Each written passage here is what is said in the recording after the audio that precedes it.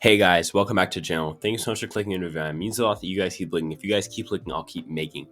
And today, I want to talk about Jeff Probst. Me and Jeff Probst need to have a sit-down talk and talk about why he's killing Survivor, because he's doing it. I mean, listen, okay, well, before I get into the video, first of all, tomorrow's video will be announced at the end of this video, so stay tuned. I think it's a really fun one. It actually involves you guys and your input on my Discord server. Speaking of my Discord server, we have a Discord server. It's the top link in the description. You guys can ask me questions. You guys can talk to each other. You guys can vote on certain questions that I have about your guys' feedback.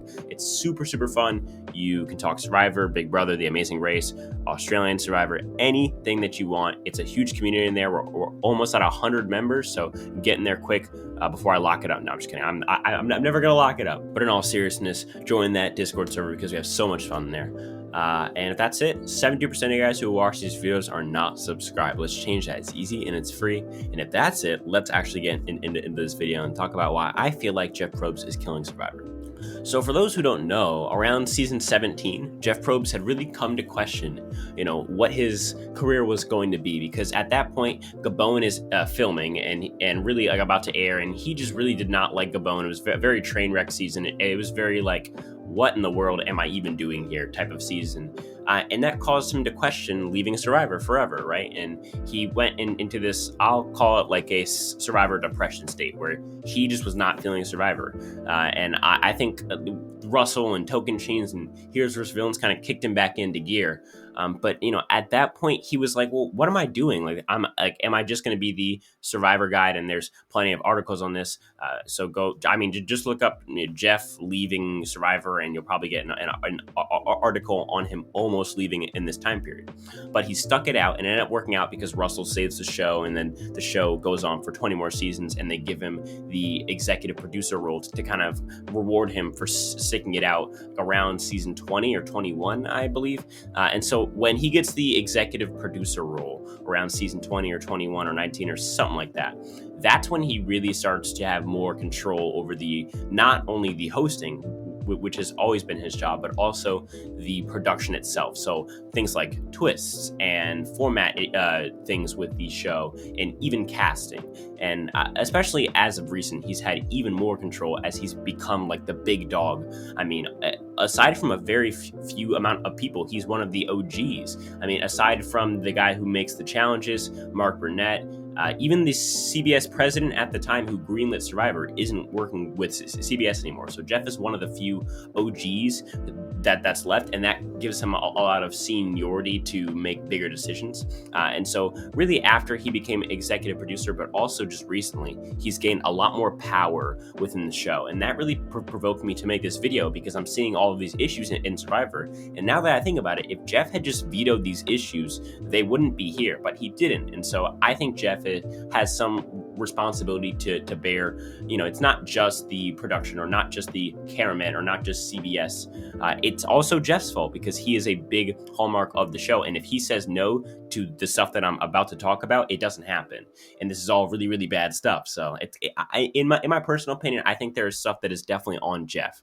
And I'm going to give you guys about 5 things that I feel like Jeff could have either prevented, or Jeff just straight up could have stopped immediately, or Jeff at least had some sort of say in, but he didn't. And therefore, these things now are causing the show to go down the gutter, in my personal opinion. So here is 5 to 6, maybe 7 things that I feel like Jeff Probst has contributed negatively to Survivor in the past 5-ish seasons. So most of the things on this list are going to be specific advantages or twists, or Jeffisms that he's done, or political stuff that he's done. But really, the first thing that I want to talk about is this bigger and better mindset that he's had. So Jeff has had this mindset of the show needing to be bigger and better every single season, or else viewers will leave. And he has this mindset in spite of the fact that the show has been the most consistent show possibly of all time. And so to me, it's very weird because Jeff sees the ratings too. So to see that the show has been consistent from seasons 20 to 40 in viewership pretty much down the line, to then see Jeff feel like he needs to change the show, it's like, are you looking at the same ratings as us, Jeff? Yes or no? And if you don't believe me, here's him saying it in a quote. I believe this is with EW magazine. He says, "And every year I look at the numbers and I think the same people are watching. And so our job is to deliver the same thing, only very different every time. We must reinvent, we must innovate, we must keep you curious so you can sit at home and think, oh, I don't think I'm going to like this. I don't get the, what is it called? Edge of Extinction? Not for me. Alan the Addles seems a little corny, but we keep doing it. And I feel like people finally start to say, okay, I'm starting to get it. What are these fire tokens again? How do they work? Just give me a second. We're just trying it out. We'll see if it works. So that's our job. So we can only do that season by season. And I feel like this is a perfect example of how Jeff feels like legitimately feels like he needs to change the show every single time they go out to film, which is just simply not the case. Like, there's a reason why from season 20 just to season 40 the viewership didn't drop at all, right? And so for Jeff and them to feel like they need to change the show all of a sudden because they're all of a sudden the viewers are going to start to tank, or that the viewers are going to get bored. If they were going to get bored, they would have got bored in the past 10 years of the show from 20 through 40. So for them to now feel like they need to change it, that's how you get a 41, where you have an episode that had 3.9 million people watching, which is nothing, right? And so I feel like Jeff, with this bigger and better mindset, is only hurting the show himself by trying to make the show, the biggest thing every single time they make it. Because when you try and go big, you're going to go home at times, and you can't go home, 2 or 3 seasons in a row and expect to keep an audience, especially if those seasons are all poorly casted and also poorly twisted, and production isn't as good on those seasons. To me, it's like Jeff needs to stop taking these risks because the show has now established itself with a good formula, and there's no need to change it drastically in order to keep your viewership, quote unquote, or do something new or better, or keep the show from getting quote unquote stale. So really the first thing on this list of things that I feel like Jeff had a say in and didn't veto, or Jeff legitimately liked and pushed forward in the process that ended up causing bad things to happen on the show, is the first one is the beware advantages. I feel like the beware advantages are not fun to watch. I don't like watching people get disadvantaged. The only time it worked was with Tony in season 41, and that was only because it was Tony and he somehow found a way to get out of it while also being amazing TV.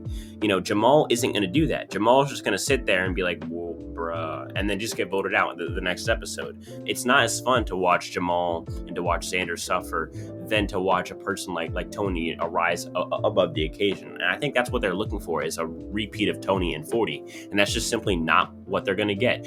They do this all the time, where a bad twist works out once and they get lucky with the 1 in 10 shot or the 1 in 100 shot of it working out well. Like, for an example, the idol nullifier. But then they try it 3 more times and it doesn't work. And they don't realize that it's not that the twist was good, it's that the people who had the twist made it good. And in David vs. Goliath, the idol nullifier worked because the minority had it and used it correctly. Whereas obviously in 39 and 40, when they tried to use it, it just simply was not as fun to watch. In 39, it was actually negative, taking out their biggest fan favorite. And in 40, it didn't even work because it couldn't be played because Poverty didn't really see a use for it. And so it was shown not to be a really good twist at all. The second one, and I'll keep this one short, but the woke stuff, specifically his discussions at Tribal that he just loves to have about how he's, privileged and racial relations. And it's just and he's always like, well, you're not allowed to say that, you don't want to hear this, or that, this is Survivor, not the news. He's always like, well, Survivor's a microcosm of life, so you need to like that. Like, it's just not the case. Like, Survivor's not a microcosm of life. Definitely not anymore, because everybody on the cast agrees. Every single person on the cast agrees with politics, agrees with their way of life, other than maybe a few exceptions. It's just so obvious that they're casting people to fit their agenda, not an agenda, not several agendas, their agenda as a corporation. And it's very slimy, and for them to play it off as, well, we're just letting different voices speak. It's like, no, you're letting your favorite voices speak. It's so hypocritical of them to do. And so it's not me saying don't cast like like Shan on the season, or a Liana or Deshaun or Danny, whatever.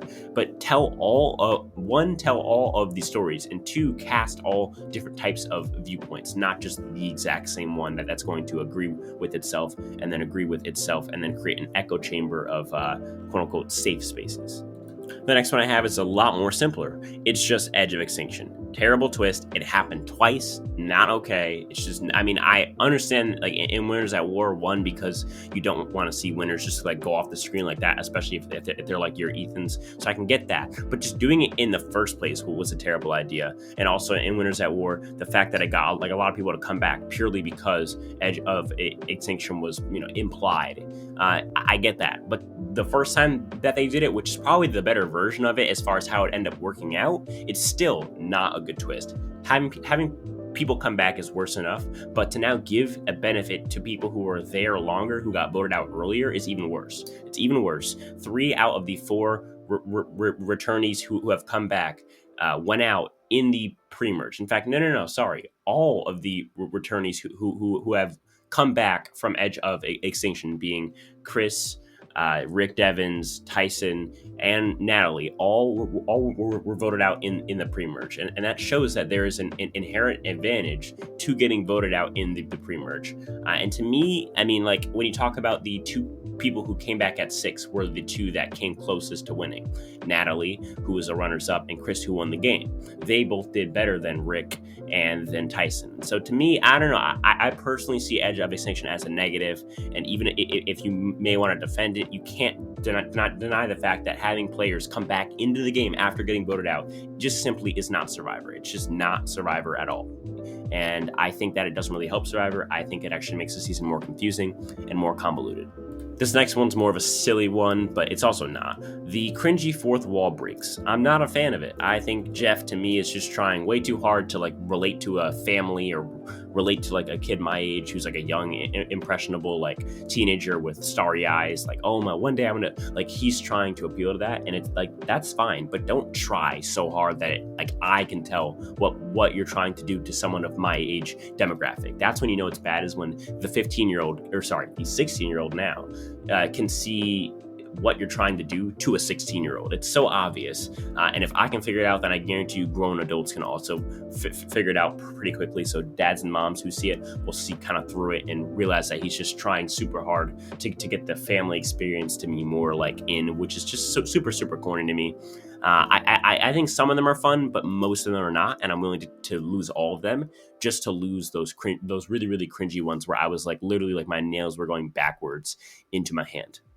Next one I have is the Hourglass twist. To me, this is just like there is no discussion.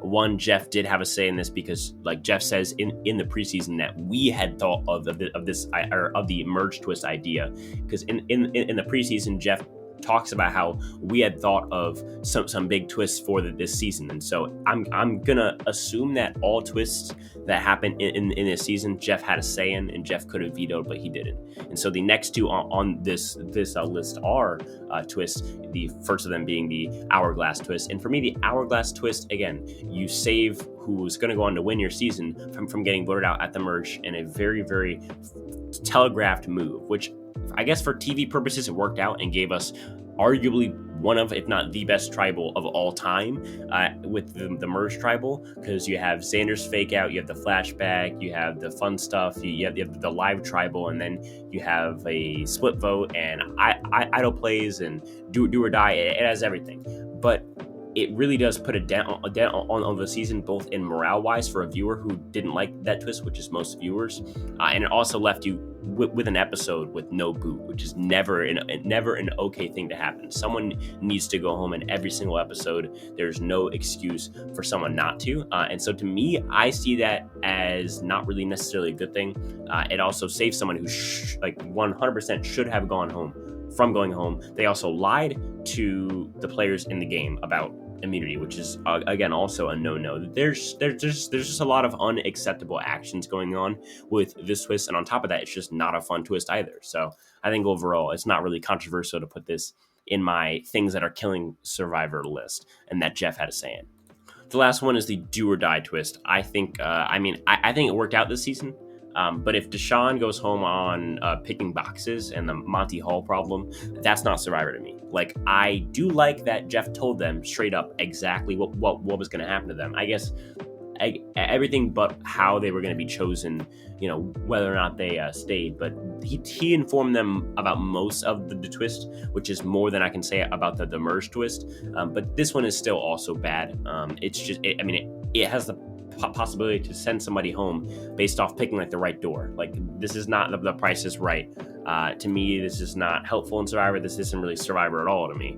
And so I really don't like that at all as well.